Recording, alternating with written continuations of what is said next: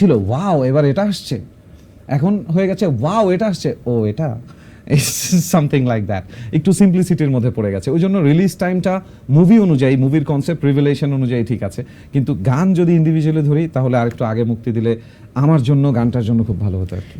কিন্তু রেহান তো আজকে জানালো যে তিনি আইটেম সঙ্গেও বাজিমাত করতে পারবে।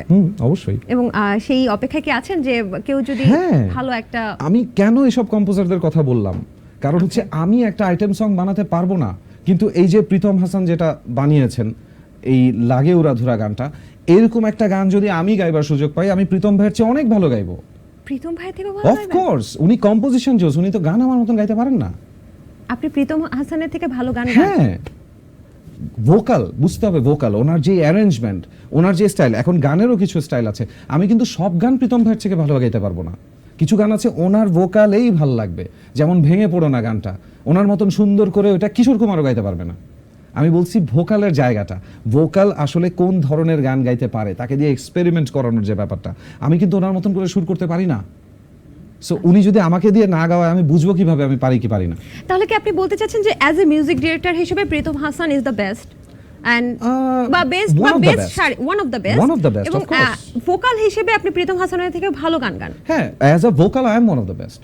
ওকে, আমি তো নিজেকে নামাবো না, বা আমি নিজেকে উচ্চতর জায়গায়ও নিচ্ছি না, কিন্তু আমি জানি এক্সপার্টিস কাকে বলে।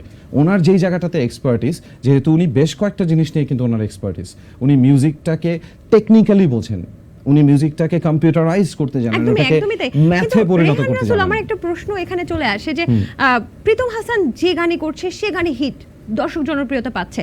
আপনারও কিন্তু বেশ হিট গান আছে, বাজে স্বভাব সহ রূপকথার জগতে আমরা বেশ কয়েকটা দেখেছি, কিন্তু কোয়ান্টিটির পরিমাণ কম।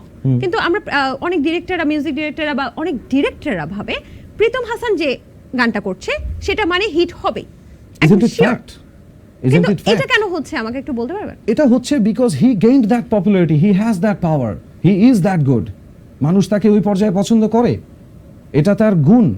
কিন্তু আমি তার সাথে কম্বিনেশনের কথা বলছি, যে উনি ওনার গুণাবলীটা যেখানে নিয়েছেন, উনি যদি আরেকটা ভোকাল ট্রাই করতেন তাহলে সেটা কি আসতো। ফর এক্সাম্পল, আমি যদি এভাবে বলি যে আজকে যদি প্রত্যেকটা গান শ্রেয়া ঘোষাল আর অরিজিৎ সিং না গেয়ে স্বয়ং প্রীতম ভাই নিজেই গাইতে থাকতেন, ইন্ডিয়ার প্রীতম, তাহলে কিন্তু প্রত্যেকটা গান এত সুন্দর হতো না। বাহ বাহ, চমৎকার বলেছেন আপনি। তবে একটা প্রশ্ন কিন্তু চলেই আসে যে প্রীতম হাসান যেমন একজন মিউজিক ডিরেক্টর এবং সঙ্গীত করছেন তিনি, পাশাপাশি হাবিব ওয়াহিদ যদি বলি আমরা, তারপর হচ্ছে যদি হৃদয় খানের কথা বলি, তিনিও কিন্তু একটা সময় ক্রেজ ছিল ইয়াংদের, রাইট? তো আপনার কি মনে হয় তাদের ভয়েসের থেকেও আপনি খুব ভালো গান এমন কিছু?